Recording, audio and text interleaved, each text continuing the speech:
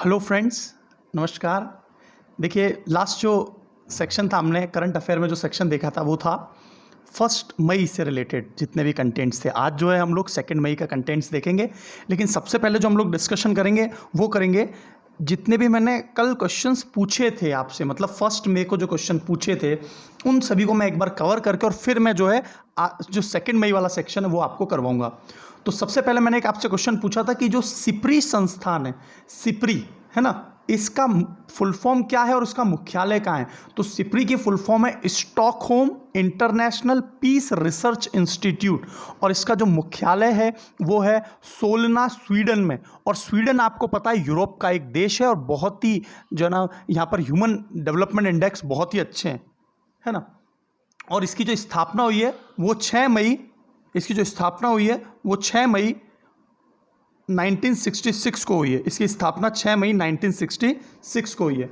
और सेकंड जो क्वेश्चन पूछा था मैंने वो संबंधित था उड़ीसा की राजधानी क्या है, तो भुवनेश्वर। और भुवनेश्वर के पास ही एक पुरी नाम की जगह है। आप मुझे बताइए, पुरी के पास में एक जो झील है उसका नाम क्या है। और पुरी में एक बहुत ही सुंदर भव्य मंदिर पाया जाता है जिसका नाम जगन्नाथ मंदिर है ना। और उसी के नाम से इंग्लिश का एक वर्ड आया है जगरनॉट, और जगरनॉट का मतलब होता है विशाल का, जिग्नेटिक, है ना, मैमथ।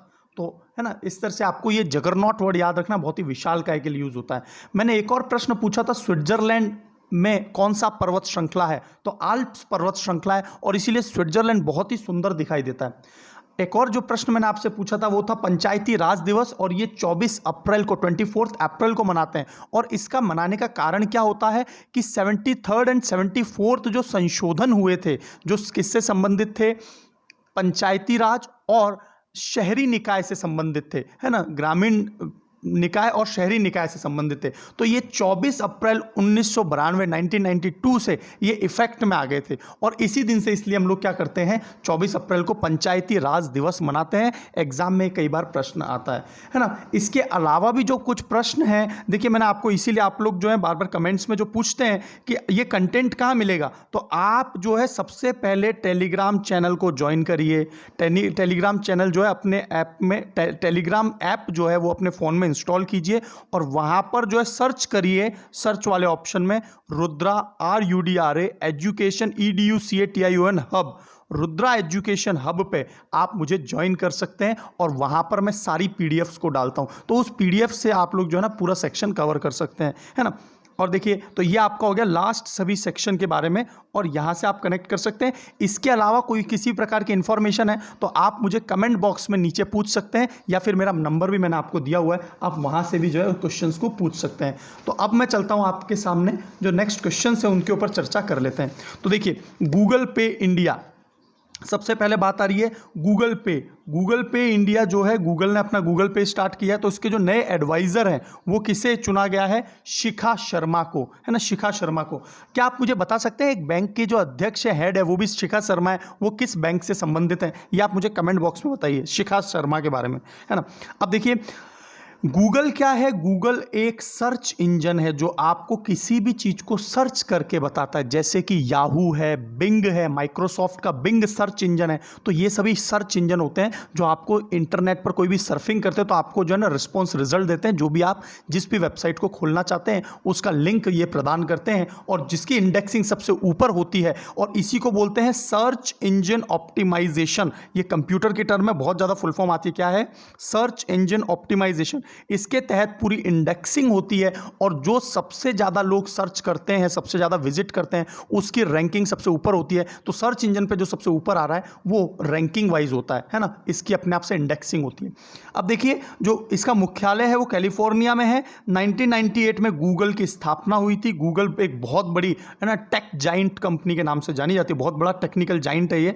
सर्गेई ब्रिन और लैरी पेज, तो सर्गेई ब्रिन तो मैथमेटिशियंस हैं और लैरी पेज एक बहुत बड़े कंप्यूटर साइंटिस्ट थे। तो इन दोनों ने मिलकर, जो इंजीनियर, कंप्यूटर इंजीनियर थे, तो इन दोनों ने मिलकर खोजा। और भारतीय ओरिजिन के जो हैं सुंदर पिचई इसके जो हैं CEO, चीफ एग्जीक्यूटिव ऑफिसर हैं। तो ये पहला पॉइंट आपको एकदम क्लियर हो गया होगा। नेक्स्ट चलते हैं। देखिए, देखिए एक योजना अभी स्टार्ट की गई है। देखिए एग्जाम में कई बार ना ये योजनाएं पूछी जाती है कि किस राज्य से संबंधित है या कौन सी मंत्रालय मिनिस्ट्री ने निकाली है, तो एग्जाम में नॉर्मली क्वेश्चन पूछा जाता है। तो देखिए विकास अभय ऋण योजना, यह कर्नाटका विकास ग्रामीण बैंक ने शुरुआत की है, और है ना, एक बार वापस से देख लीजिए कौन सी योजना है, विकास अभय, अभय का मतलब बिना डरे। और ये कोविड-19 के समय जिन जिन की व्यावसायिक गतिविधियां पूरी तरह से रुक गई उनको क्या है, ये मदद प्रदान करेगा। कर्नाटका विकास ग्रामीण बैंक ने ये शुरुआत किया है। नेक्स्ट जो पॉइंट है जो है 2 मई का, वो है हाल ही में दिल्ली पुलिस और AIIA all India institute of Ayurveda ने साथ मिलकर कोविड-19 से लड़ने के लिए एक आयुर्रक्षा नाम का कार्यक्रम चलाया है। आपको याद आ रहा होगा लास्ट लेक्चर में मैंने पूछा था आयुर्रक्षा क्लिनिक किसने बनाया, क्लिनिक्स क्वेश्चन आता है तो आपको केरल आंसर देना है। और आयुर्रक्षा जो कार्यक्रम है वो भारत में दिल्ली पुलिस और all India institute of Ayurveda ने मिलकर आयुर्रक्षा प्रोग्राम को चलाया। तो देखिए इस तरह के कई बार प्रश्न आ जाते हैं और हम लोग कंफ्यूज हो जाते हैं, तो इसमें किसी भी तरह का कंफ्यूजन नहीं होना चाहिए, इसीलिए हमको है ना लिंक करके पढ़ना चाहिए चीज़ों को। अब देखिए अगला चलता है, बहुत ज़्यादा इंपॉर्टेंट क्वेश्चन हो सकता है आपके एग्जाम के लिए। जापान द्वारा order of rising sun, rising sun आपको पता है ना, सबसे पहले सूर्योदय कहाँ होता है, सूर्योदय का देश किसे कहते हैं, जापान को कहते हैं।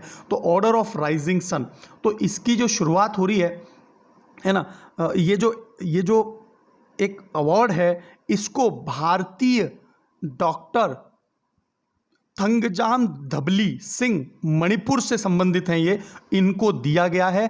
और यह पुरस्कार किन व्यक्तियों को दिया जाता है, जो जापान की संस्कृति के लिए बहुत अच्छा काम करें, पर्यावरण संरक्षण के प्रचार के लिए और अंतर्राष्ट्रीय संबंध में एक अच्छी उपलब्धि हासिल करते हैं, तो उन्हीं को क्या होता है ऑर्डर ऑफ राइजिंग सन दिया जाता है। ठीक है, जापान के बारे में कुछ बेसिक बात पढ़ लेते हैं। इसकी राजधानी टोक्यो है, मुद्रा येन है और येन अंतर्राष्ट्रीय करेंसी भी है, और शिंजो आबे यहाँ के प्रधानमंत्री है। मैंने जापान के बारे में कई बार बहुत अच्छे से जो है ना, मेरा जियोग्राफी का लेक्चर है एशिया से रिलेटेड, तो वहाँ पर मैंने चारों द्वीपों के नाम बताएं, तो आप मुझे कमेंट बॉक्स में बताइए कि जापान के चारों द्वीप और सबसे बड़ा द्वीप का नाम क्या है ना। होन्शु द्वीप सबसे बड़ा द्वीप है, याद रखना जापान में। तो इस तरह के प्रश्न जो है ना जियोग्राफी से लिंक करके जरूर पढ़ेंगे। ठीक है, तो अगला जो क्वेश्चन आता है वो है पीएनबी हाउसिंग फाइनेंस के जो अंतरिम एमडी हो। तो देखो पीएनबी बैंक की बात नहीं कर रहे हैं, ये किसकी बात कर रहे हैं, पीएनबी हाउसिंग फाइनेंस जो यूनिट है। देखो एक बात याद रखना, अलग अलग बॉडी, एक संस्था होती है उसकी अलग अलग बॉडी शाखाएं होती हैं। तो ये पीएनबी हाउसिंग फाइनेंस के जो प्रोटेम एमडी या सीईओ, प्रोटेम का मतलब होता है टेम्परेरी प्रोविजन के लिए, तो ये नीरज व्यास को चुना गया है। तो आपसे कुछ प्रश्न जो है पीएनबी से रिलेटेड प्रश्न आ सकते हैं, बैंकिंग में भी इससे रिलेटेड बहुत कॉमनली क्वेश्चंस पूछे जाते हैं। तो सबसे पहले तो बात यह आई कि पीएनबी के संस्थापक कौन है, दलाल सिंह। पीएनबी के संस्थापक है दलाल सिंह मजीठिया, है ना, दलाल सिंह मजीठिया। और इसे जो है ना 19 मई 1984, 19 मई 1984 को है ना, पीएनबी जो है ना पूर्ण भारतीय पूंजी द्वारा बनने वाला पहला बैंक था। ये इकोनॉमिक्स में बहुत इंपॉर्टेंट क्वेश्चन है। पूर्णतः भारतीयों द्वारा कौन सा बैंक संचालित किया गया था, तो पंजाब नेशनल बैंक। ये उस समय लाहौर में पड़ता था। वर्तमान में जब ये बना था तब लाहौर में इसकी शुरुआत हुई थी, वर्तमान में इसका हेडक्वार्टर जो है वो दिल्ली में। तो ये दोनों कंपैरिजन याद रखना है ना, अलग अलग क्वेश्चन हो गए। ये स्थापना लाहौर में, क्योंकि तात्कालिक पाकिस्तान भारत में ही आता था, है ना, उस समय का।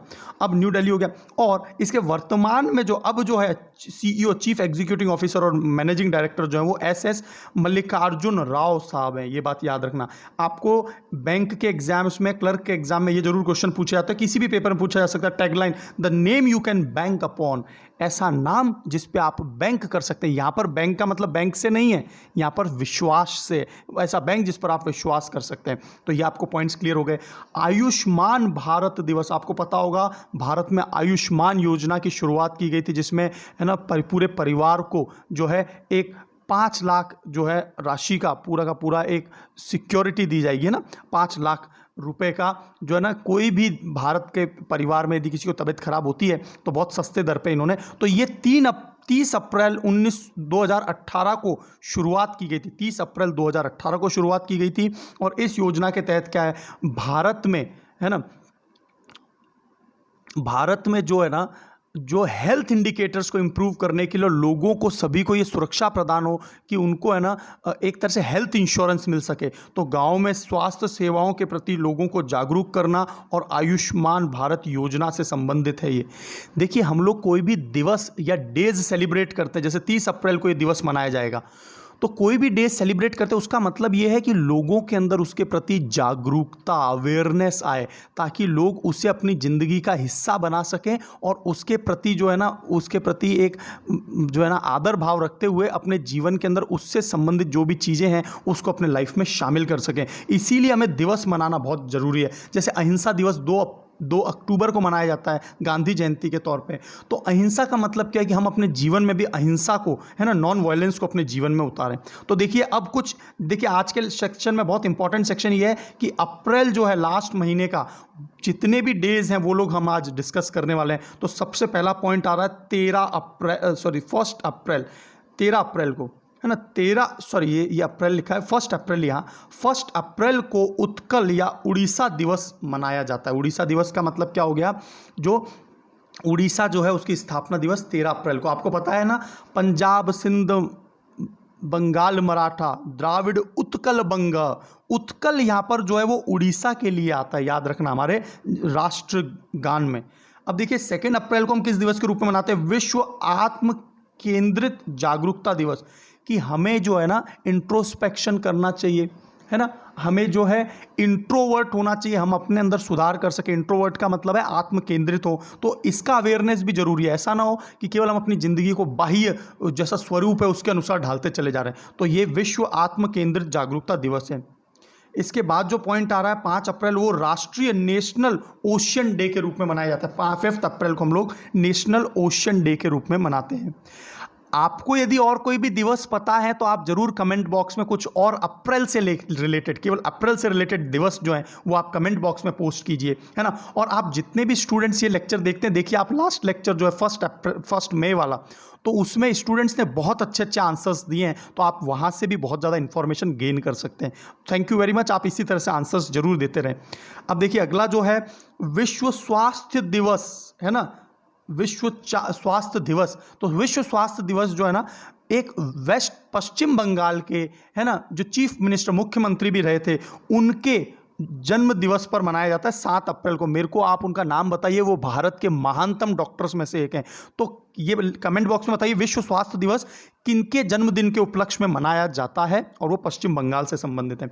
अगला जो पॉइंट आ रहा है 10 अप्रैल को हम लोग विश्व होम्योपैथी दिवस के रूप में मनाते हैं, विश्व होम्योपैथी दिवस, है ना। इसके बाद में बात आ रही है, ये 14 अप्रैल को तो सबको पता है भीमराव अंबेडकर जी की जयंती है। 14 अप्रैल बहुत इंपॉर्टेंट है एग्जाम के लिए, याद रखना, डॉक्टर BR अम्बेडकर साहब की जो है ना जन्म हुआ था इस दिन।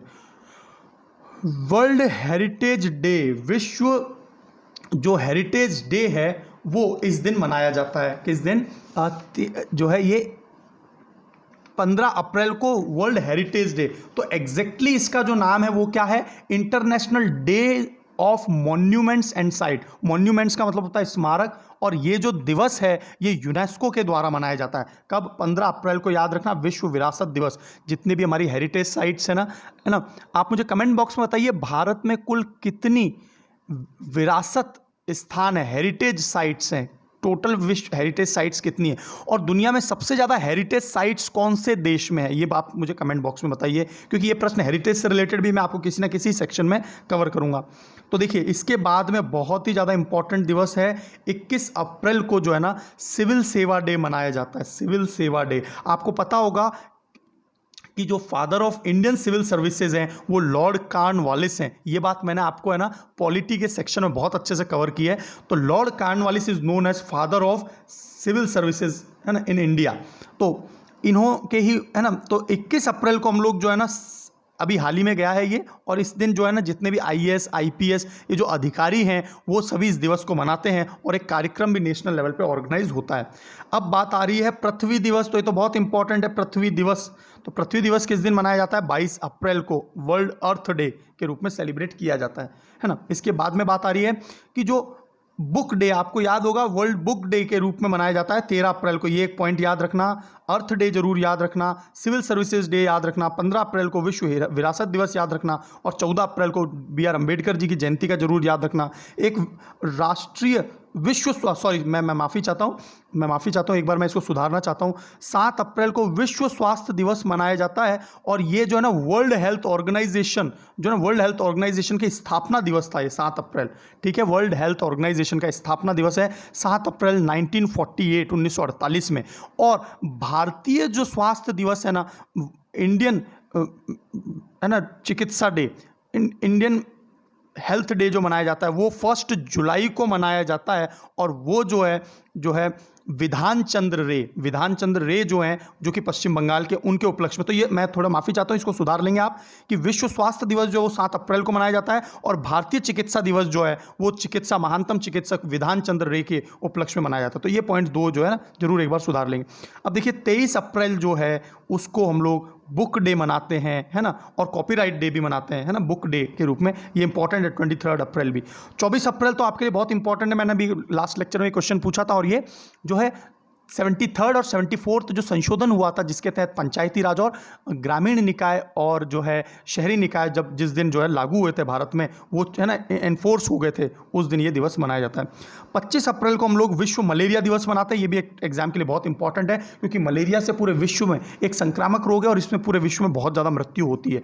और अंतर्राष्ट्रीय जो नृत्य दिवस है ना, वो 29 अप्रैल को मनाया जाता है। तो ये बात एक आप लोगों को जरूर याद रखनी है। तो दिवस में ये देखिए, हाल ही में एक मृत्यु हुई, एक भारत के बहुत महानतम फुटबॉल टीम के भूतपूर्व कप्तान थे, कप्तान चुन्नी गोस्वामी जी। तो इनका जो है निधन हुआ है हाल ही में। तो ये आप जरूर याद रखें। कप्तान चुन्नी गोस्वामी का कौन से खेल से संबंध था? तो फुटबॉल से था, और ये जो है कप्तान रहे, है ना, कप्तान चुन्नी गोस्वामी। हाल ही में अमेरिका की अंतरिक्ष एजेंसी नासा ने अपने पहले मंगल पे ये लोग हेलीकॉप्टर जो है ना उड़ाएंगे, तो उसके लिए जो है एक जो है ना हेलीकॉप्टर बनाया गया। तो उसका जो नाम रखा गया है वो एक भारतीय मूल की लड़की वनीजा रूपाणी ने रखा है, और उसका नाम क्या बोला है? इंजेन्युइटी। तो हेलीकॉप्टर का नाम क्या रखा है और किसने रखा है? भारतीय मूल की एक लड़की वनीजा रूपाणी ने। और इस हेलीकॉप्टर को है ना ये नासा, तो नासा की फुल फॉर्म क्या होती है? नासा की फुल फॉर्म होती है national aeronautics and space administration, ये इसकी फुल फॉर्म होती है। तो आपको जरूर इसकी फुल फॉर्म एक और याद रखनी है। आप मुझसे कभी भी जो मेरे नंबर पर संपर्क कर सकते हैं, कोई भी सजेशन है, यदि मैं कोई गलती भी करता हूं तो आप मुझे कमेंट में बता सकते हैं। मेरे व्हाट्सएप नंबर यही है 7056545820। Any time you are feel free to message me. किसी भी तरह का सजेशन है वो आप मुझे जरूर बताएं, है ना। और मैं आपसे एक छोटी सी और दरख्वास्त करूंगा कि मैं केवल ये चाहता हूं आपसे कि जो आप बहुत सिंसियर स्टूडेंट है ना, जो भी पूरा लेक्चर्स देखते हैं, आप में से जो भी पूरा लेक्चर्स देखते हैं, आपको जरूर ये पता होता है कि 1, 2, 3 स्टूडेंट आपकी लाइफ में ऐसे जो बहुत ही ज़्यादा सिंसियर स्टूडेंट हैं, उनको जरूर मेरा ये चैनल का लिंक शेयर करें, ताकि क्या हो वो लेक्चर्स को पूरा देखें। क्योंकि लेक्चर्स को पूरा देखने वाले जो है ना बहुत कम स्टूडेंट्स होते हैं, क्योंकि आजकल क्या है, लोगों का ध्यान ही कहीं और है ना। हम लोगों को पढ़ाई के प्रति बहुत संवेदनशील रहना चाहिए, क्योंकि जैसे ही लॉकडाउन खुलेगा और भविष्य में जैसे एग्जाम आएंगे तो आपको सारे क्वेश्चंस जो है ना यहाँ पर कवर हो जाएंगे। तो आपसे मैं दरख्वास्त करता हूँ कि केवल आप जो बहुत सिंसियरली सुनते हैं, वो 2-3 स्टूडेंट जो बहुत सिंसियरली पूरे लेक्चर को सुनेंगे, जिनको आप जानते हैं, उनको जरूर इस चैनल के बारे में शेयर करें। So thank you very much. और आप मेरे से इस पर कॉन्टैक्ट पे संपर्क कर सकते हैं, है ना, मैसेज कर सकते हैं। गुजरात सरकार की जो पहल है, अभी गुजरात सरकार ने पहल की है उम्बारे आंगनवाड़ी क्या है? जो गुजरात सरकार, उम्बारे आंगनवाड़ी कौन से सरकार ने निकाली है? पहले तो ये याद रखें, गुजरात सरकार ने उम्बारे आंगनवाड़ी, है ना। और लॉकडाउन के दौरान बच्चों की मदद हेतु ये जो है एक जो है शुरुआत की गई है। और आपको पता है गुजरात की राजधानी गांधीनगर है, मुख्यमंत्री विजय रूपाणी साहब हैं, आचार्य देवव्रत वर्तमान में गवर्नर चल रहे हैं, और हाई कोर्ट के जो जज चल रहे हैं वो विक्रम नाथ चल रहे हैं, है ना, विक्रम नाथ। अभी कोविड-19 में जो है ना महाराष्ट्र के बाद सबसे ज़्यादा जो प्रताड़ित जो राज्य चल रहा है, उसमें सेकंड नंबर पे गुजरात का ही नंबर। तो ये बात और एक याद रखेंगे वर्तमान में, मतलब मैं ये लेक्चर जो है ना 3 मई को बना रहा हूँ, 2 मई के लेक्चर को, तो आप ये बात याद रखेंगे। अब देखिए एशियन डेवलपमेंट बैंक जो है ना, उसने ऊर्जा सहयोग के लिए 346 बिलियन डॉलर्स की ऋण मंजूरी दी है महाराष्ट्र सरकार को। एशियन डेवलपमेंट बैंक का मुख्यालय एग्जाम में बहुत ज़्यादा पूछा जाता है, मनीला में है। वर्तमान में अध्यक्ष कौन चल रहे हैं? मात्सुगु असाकावा। मात्सुगु है ना, असाकावा, ये अभी इसके हेड चल रहे हैं। इस तरह के क्वेश्चन हमेशा पूछे जाते हैं पेपर में। एशियन डेवलपमेंट बैंक, और 19 दिसंबर 1966 में इसकी स्थापना हुई थी, है ना। तो ये बहुत सस्ते दरों पर क्या होता है, ऋण प्रदान करते हैं ताकि राज्यों और देश का विकास हो सके। अब देखिए दुनिया के सबसे बड़े समुद्री अभ्यास, है ना, सबसे बड़े जो है ना नेवल एक्सरसाइज जो है, उसका नाम क्या है? Ring of the Pacific. आपको पता है ना, पैसिफिक ओशन के चारों रिंग ऑफ फायर के नाम से जाना जाता है, क्योंकि वहां पर पूरे ज्वालामुखी हैं। इस लेक्चर को भी मैंने ना मेरे ज्वालामुखी वाले सेक्शन को कवर किया है, आप उस लेक्चर को भी देख सकते हैं। जियोग्राफी में बहुत अच्छे से मैंने विश्व के ज्वालामुखी और उसके कॉन्सेप्ट क्या हैं, उस पूरे कॉन्सेप्ट को मैंने वहां लेक्चर में डिस्कस किया। आप जरूर देखें उन लेक्चर्स को। अब देखिए द पैसिफिक की मेजबानी जो होस्टिंग करने वाला देश कौन है? अमेरिका। और अमेरिका ही मेनली लीड करता है रिंग ऑफ पैसिफिक, जो ये नेवल एक्सरसाइज है ना। आप मुझे कमेंट बॉक्स में बताइए, भारत जो अमेरिका के साथ में नेवल एक्सरसाइज करता है उसका नाम क्या है? इस तरह के प्रश्न जरूर एग्जाम में पूछे जाते हैं। अब देखिए अंतरराष्ट्र ना, संयुक्त राष्ट्र में भारत के अगले स्थायी प्रतिनिधि जो होंगे वो टीएस है ना, तिरुमूर्ति। टीएस तिरुमूर्ति, ध्यान से सुन लो, ये प्रश्न एग्जाम में 100% किसी ना किसी पेपर में जरूर आएगा ये, क्योंकि यूनाइटेड नेशन में जो रिप्रेजेंट करता है भारत को, जो प्रतिनिधित्व करता है, वो पिछले दिनों में जो थे सैयद अकबरुद्दीन थे, सैयद अकबरुद्दीन।